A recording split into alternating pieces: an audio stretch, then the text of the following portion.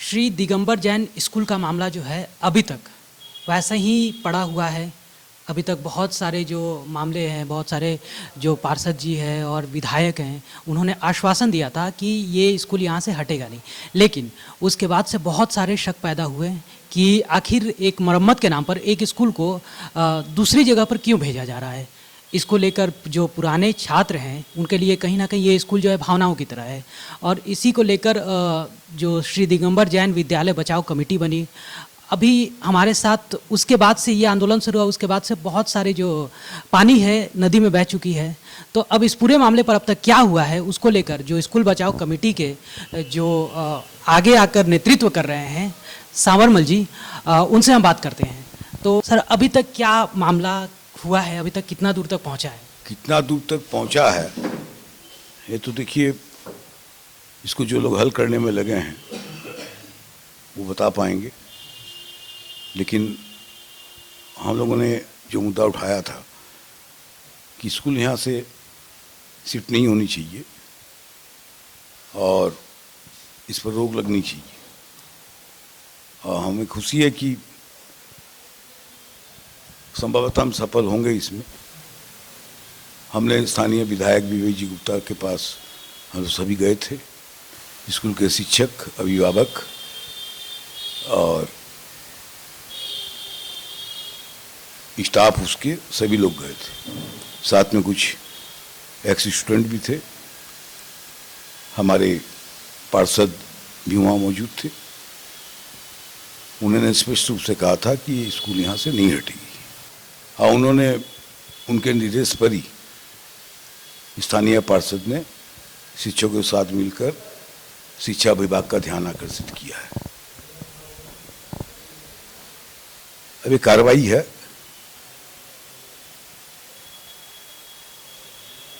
कोशिश जारी है।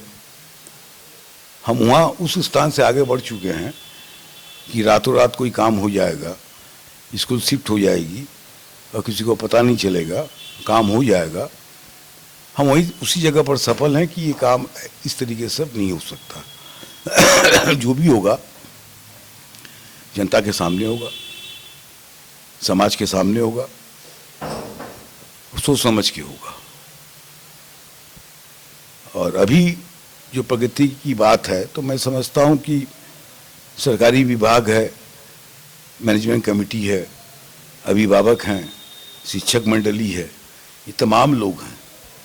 इन सभी से बात करके आगे की कार्रवाई होगी। जो भी निर्णय होगा ये मेरा समझना कि सभी मिल के लेंगे। और ये बात भी तय है कि हम लोगों ने आवाज़ उठाई, इसका कोई श्रेय लेने वाली बात नहीं है, क्योंकि हम लोग इसके स्टूडेंट रहे हैं, ये भावना की बात थी।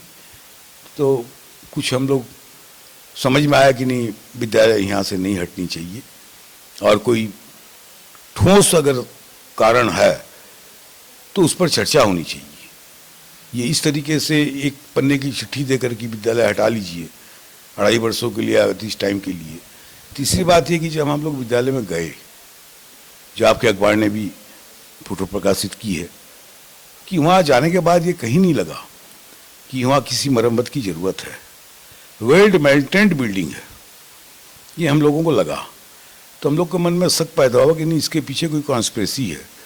जो मरम्मत के नाम पर आनंद फानंद में नोटिस जारी करके अगर स्कूल खाली करवाने का किया गया तो हमें इसके पीछे कुछ दूसरी बातों पर शक हुआ। इसलिए हम लोगों ने मामलों को जनता के सामने लाए, जनता के सामने उठाया, जनप्रतिनिधियों से निवेदन किया कि आप इसमें हस्तक्षेप कीजिए, इस मामले को देखिए।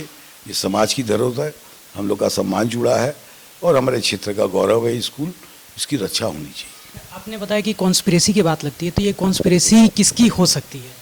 नहीं, किसकी हो सकती है ये तो छानबीन का विषय है। इसलिए छानबीन का विषय कॉन्स्पिरेसी की धुआं वहाँ से उठता है कि एक चिट्ठी जो स्कूल के टीचरों को मिलती है कि आप 1 जनवरी से, हम तो समझते हैं कि लगभग 10-12 दिन पहले चिट्ठी मिलती है कि आप 1 जनवरी से स्कूल ट्रांसफ़र होने जा रहा है और आप स्कूल वहाँ चलेगी, चूँकि यहाँ मरम्मत का कार्य होगा। शक तो वहाँ से पैदा हुआ कि जब हम लोग स्कूल में गए, हमने देखा कि नहीं, स्कूल में ऐसी कोई मरम्मत की ज़रूरत नहीं है जिसके लिए स्कूल को यहाँ से शिफ्ट किया जाए ऐसी कोई मरम्मत की आवश्यकता हम लोगों को समझ में नहीं आई। वहीं से ये कॉन्स्पिरेसी का अंदाजा लगा और हम लोगों ने लोगों से संपर्क किया। आप स्कूल के मतलब स्टूडेंट रहे हैं, तो अब तक कितने लोग मतलब जुड़ चुके हैं आपसे? देखिए, प्रयास जारी है और लोग इसके अंदर में काफ़ी लोग जुट रहे हैं। मैं और सांवरमल जी अग्रवाल जो हम लोग एक ही साथ में इस स्कूल में पढ़ते थे। हम लोग का दर्द अब जो है ज़्यादा बढ़ते जा रहा है और चेष्टा हो रही है कि जैसे जैसे लोग जुड़ रहे हैं हम लोग अपनी आवाज़ को बुलंद करेंगे और ये आवाज़ आम स्टूडेंटों के अंदर, अभिभावकों में और जनता के बीच में जाएगा, ताकि जनप्रतिनिधि जो हैं उनको ये मालूम पड़े कि इनके साथ में एक संगठन तैयार हो रहा है। बिना संगठित के ये काम होना असंभव लग रहा है और अगर कोई सोचे कि दूसरे माध्यम से काम हो तो ऐसा होने वाला नहीं है। ये जनता की आवाज़, स्टूडेंट की आवाज़ के जरिए ही ये काम होगा, क्योंकि हिंदुस्तान को आज़ाद दिलाने में भगत सिंह ने धमाका किया था। हम अपनी आवाज़ बुलंद करके धमाका करेंगे और ये धमाका उम्मीद रखता हूँ कि ज़रूर रंग लाएगा और अपनी पुरानी इस विद्यालय को बचाएंगे। जो स्टूडेंट इसके अंदर में है, हम लोग ये देख रहे हैं, हम लोग के आपस में बात चल रही है कि शांतिपूर्वक ढंग से इसका हल हो जाए, नहीं तो विराट लेवल पे स्टूडेंट और अभिभावकों को लेके एक रैली भी निकलेगी और भी कार्यक्रम इसमें है। ये सब नहीं करना पड़े और शांति से हल हो जाए, उसके लिए प्रयास जारी है। सांवरमल जी जो है काफ़ी मेहनत से इसमें प्रयास कर रहे हैं। हम लोग पुराने लोग इसके अंदर में अभी तक जुड़ गए हैं। अभी आज भी एक प्रोग्राम हुआ था, रोहित पाठक के नेतृत्व में सन्नी सिंह जो वहाँ का स्टूडेंट, पुराना स्टूडेंट था, वो भी इसमें लगा था। वो भी लग रहा है कि हम लोग सब मिल के सामाजिक हिसाब से स्टूडेंटों के हित में एक विराट आंदोलन करेंगे, ताकि ये जो चल रही है धांधली वो नहीं हो और आगे कोई भी इस तरह का अभियान नहीं कर सके कि चुपचाप से स्कूल को जो है बेच दिया जाए या और कुछ किया जाए, क्योंकि इसमें शिक्षकों का परिवार का सवाल है, स्टूडेंट के भविष्य का सवाल है। यह आंदोलन विराट रूप ले सकता है और हो सकता है कि अगर जल्दी इसका हल नहीं हुआ तो ये विराट आंदोलन होगा और आप लोगों को इसकी सूचना भी दे दी जाएगी। विधायक और काउंसलर जो दोनों जनों ने आश्वासन दिया था, और जहाँ तक मेरी बात हुई थी तो वो लोग मिलने भी गए थे डीआई से, तो अभी तक उन्होंने कुछ उधर से आया नहीं है कि क्या कब इसको लेकर? डीआई से भी मिले हैं, डीआई से ऊपर जो लोग हैं उनसे भी वो मिले हैं।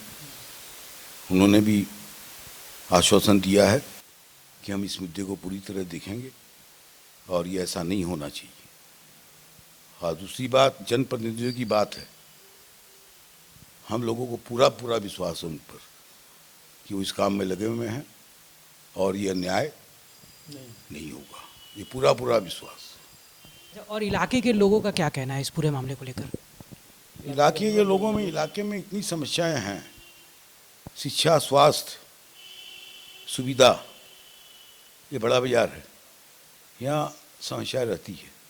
लोग चलते हैं तो समस्या साथ में चलती है। लेकिन हमारी एक आदत हो गई थी अभी तक कि हम समस्या को झेलते हुए हम आगे बढ़ते जा रहे थे। इसी क्षेत्र में नागरिक अधिकारों के लिए एक समय में बड़े बड़े आंदोलन होते थे।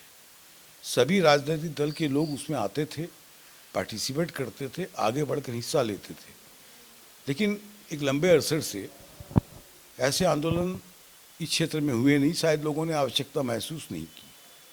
लेकिन अब लगता है कि ऐसे आंदोलन की इस क्षेत्र को ज़रूरत है। मैं 45 साल से बड़ा बाजार के अंदर राजनीतिक एवं सामाजिक क्षेत्र में हूँ। हमारे ये पुराने दोस्त, इनके साथ हमारा 40-45 साल का संपर्क है। जब सबसे पहले जब हमारी इनके नज़र में ये बात आई कि ऐसा ऐसा इस स्कूल के साथ हो रहा है, इनका सेंटीमेंट था तो साथ हम लोग, चूँकि इनके साथ है तो हम लोग इनके साथ हो गए। क्योंकि इसके पहले एक घटना हो चुकी है। श्री दिगंबर दास शिक्षालय बोल के मछुआ के अंदर एक स्कूल थी जिसमें मैं पढ़ा हुआ था। कुछ कारणों से हम लोग का वहाँ संपर्क नहीं रह पाया, हमें पता नहीं चला। बाद में हमें पता चला कि स्कूल को बेच दिया गया और धर्मशाला को दे दिया गया। तो हमें जब इस स्कूल का पता चला, इन्होंने कहा कि भाई ये तो बड़े सेंटी, हम लोग बोला कि भाई ठीक है, बड़ा बाजार के अंदर ये नाक है हमारा। और विगत कुछ वर्षों में हम एक चीज़ देखते आ रहे हैं कि धर्मशाला, हॉस्पिटल और स्कूलें आस्ते आस्ते बंद होती जा रही है।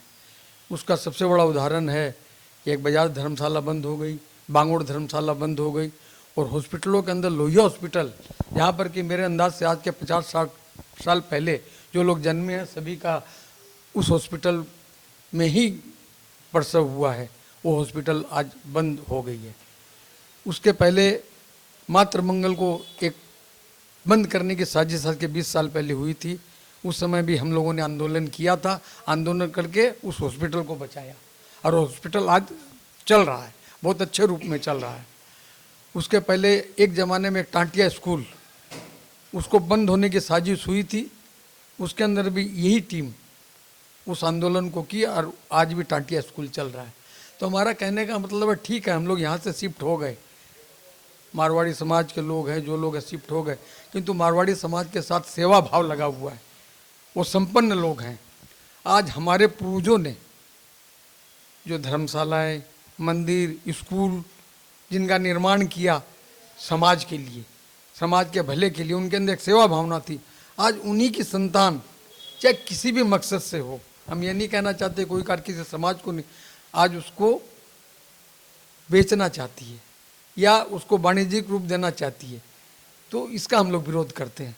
क्योंकि बहुत कम स्कूल और धर्मशालाएं बची है जो आज चल रही है, उसमें गरीब मध्यम वर्ग, आज इस स्कूल के अंदर 500-600, कोई ज़माने में यहाँ पर 1500-1800 लड़के हुआ करते थे। एक साजिश के तहत ये 570 लड़के इसमें रह गए हैं।